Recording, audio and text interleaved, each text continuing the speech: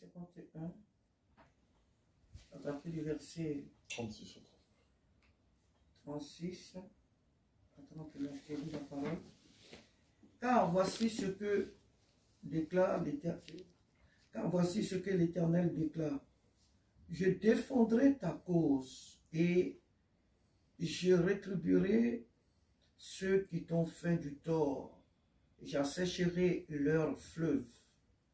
Je tarirai sa source.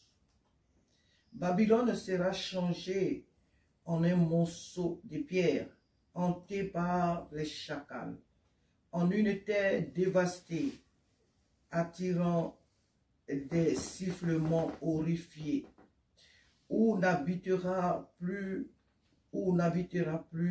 personne. Les habitants de Babylone rugiront tous ensemble comme de jeunes lions. Ils hurleront tout comme des lionceaux. Et quand ils seront échauffés, je leur servirai un festin. Je les enivrerai afin qu'ils soient en liesse. Puis ils s'endormiront d'un sommeil éternel. Ils ne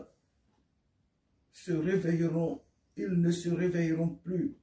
L'Éternel le déclare.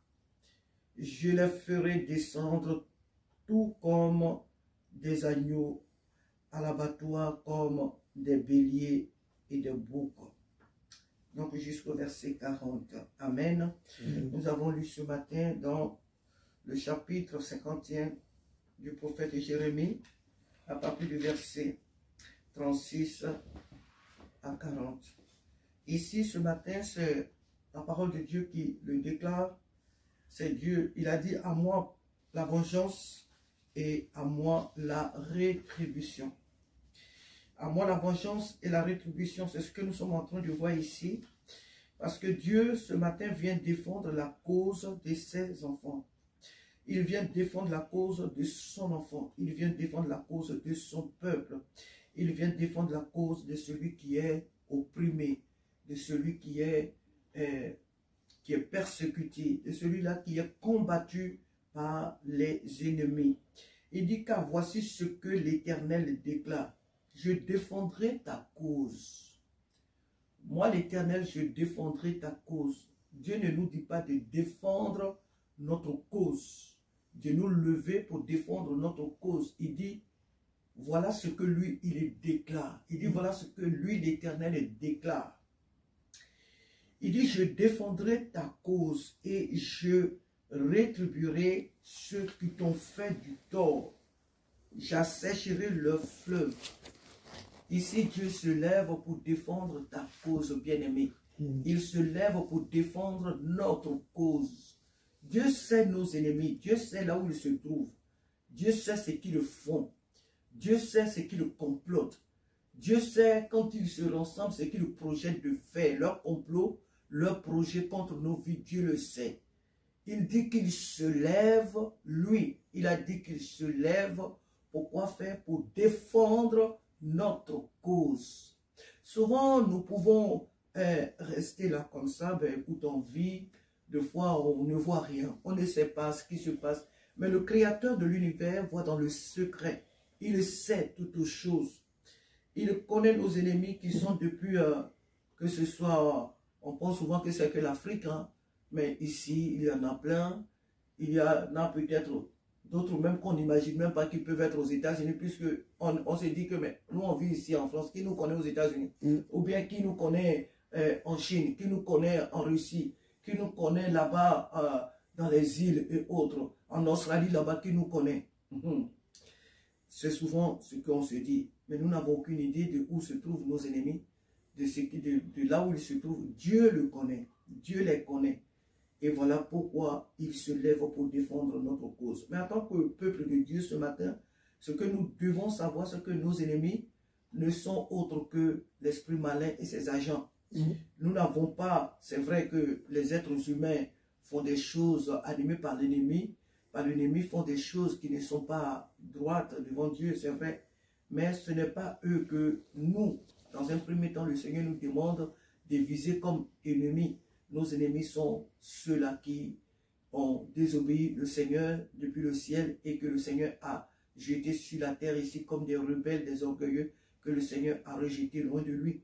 Donc ce sont ceux-là, nos ennemis. Et le Seigneur dit qu'il va sécher quoi? Il va leur priver. Il va leur priver de repos.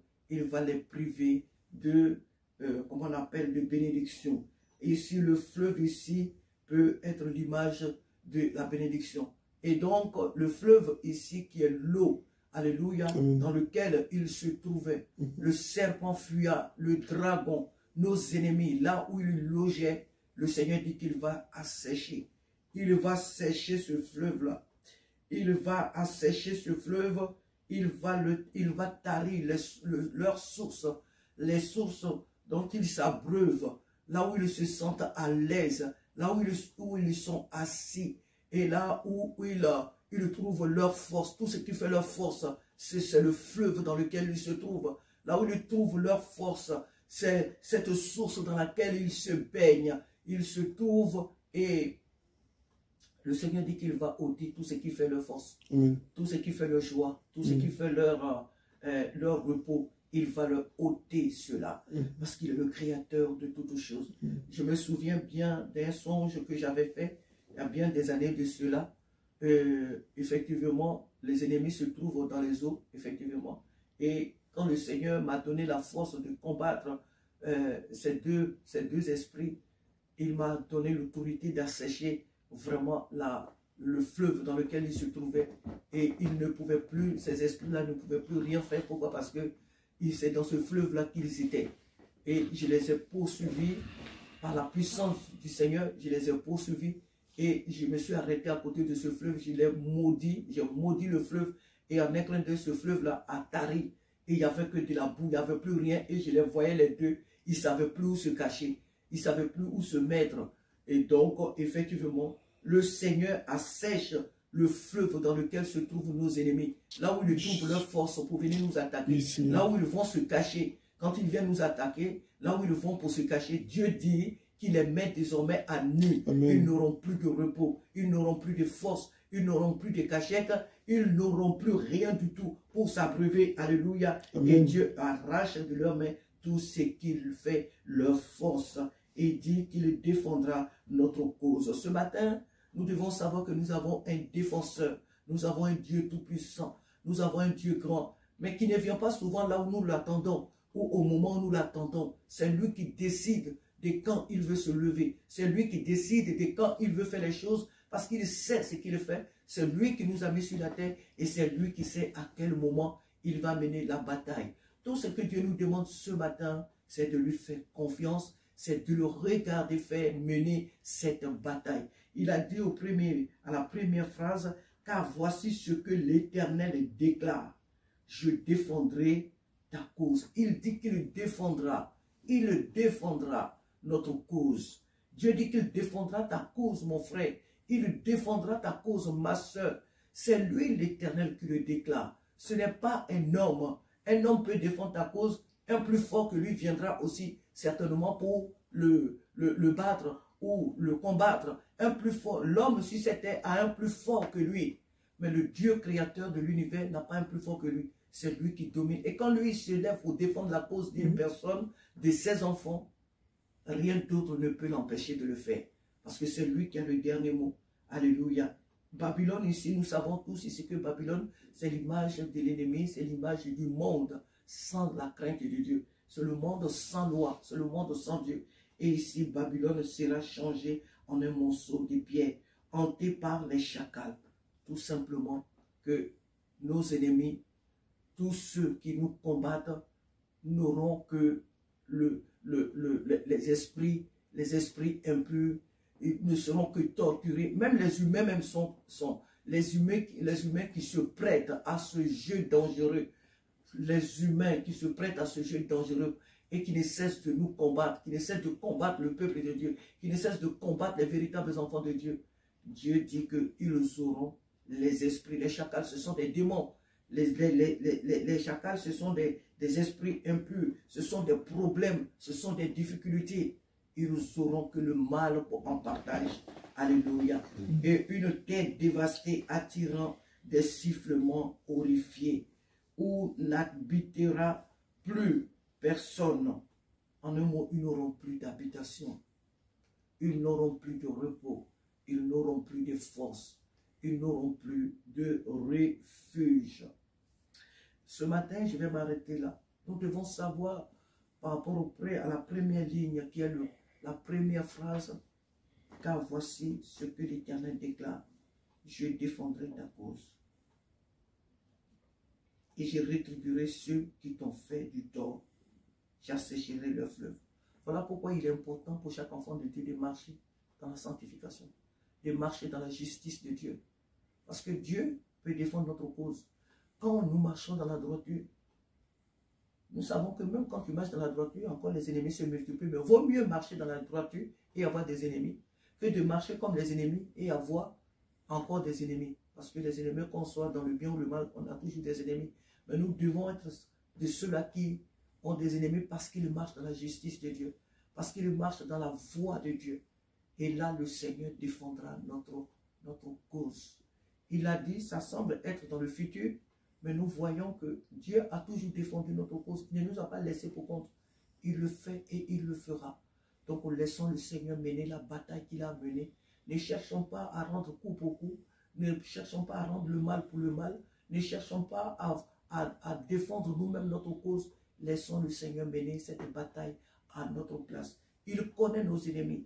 Le verset 36 jusqu'au verset 40, le Seigneur, il dit, même le verset 40, il dit, je les ferai descendre tout comme des agneaux à l'abattoir, comme des béliers et des boucs. C'est lui, il le met au futur, mais il va le faire. Il l'a fait, il le fait et il le fera.